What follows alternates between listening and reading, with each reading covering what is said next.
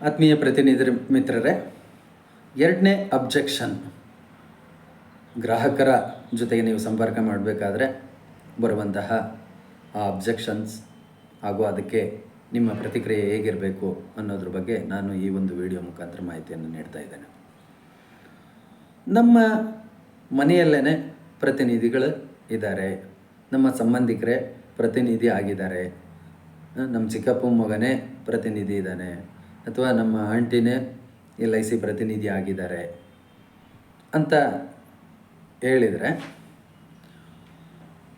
ಮೊದಲು ನೀವು ಸಂಪರ್ಕಿಸಿದಂತಹ ಗ್ರಾಹಕರ ವಿಮೆಯ ವಿವರಣೆಯನ್ನು ಕೇಳಿ.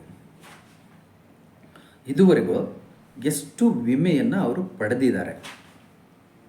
ಯಾಕೆ ಅಂತಂದರೆ, ಅವರ ಕುಟುಂಬದ ಸದಸ್ಯರೇ ಒಬ್ಬರು ವಿಮಾ ಪ್ರತಿನಿಧಿ ಅಥವಾ ವಿಮಾ ಸಲಹೆಗಾರರು ಇದ್ದಾರೆ ಅಂತ ಆದಲ್ಲಿ ಅವರು ಎಷ್ಟು ವಿಮೆಯನ್ನು ಈ ಒಂದು ಸಂಬಂಧಿಕರಿಗೆ ಅಥವಾ ಅವರ ಹಿತೈಷಿಗಳಿಗೆ ವಿಮೆಯನ್ನು ಕೊಟ್ಟಿದ್ದಾರೆ.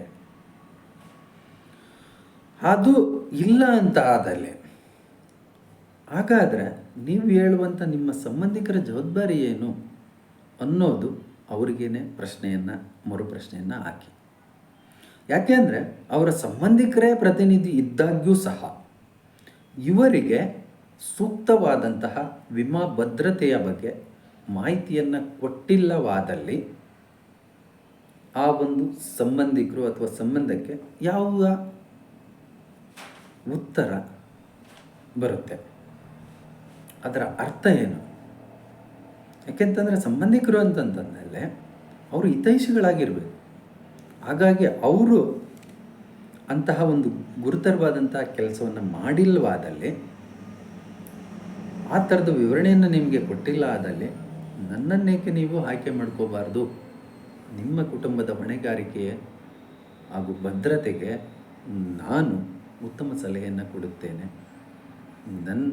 ನನ್ನ ಬಳಿಯೇ ಈ ಒಂದು ವಿಮೆಗೆ ಒಳಪಡುವಂತಹ ಕೆಲಸವನ್ನು ಮಾಡಿ ಅನ್ನೋ ಒಂದು ಮನವರಿಕೆಯನ್ನು ಅವರಿಗೆ ಮಾಡಿ.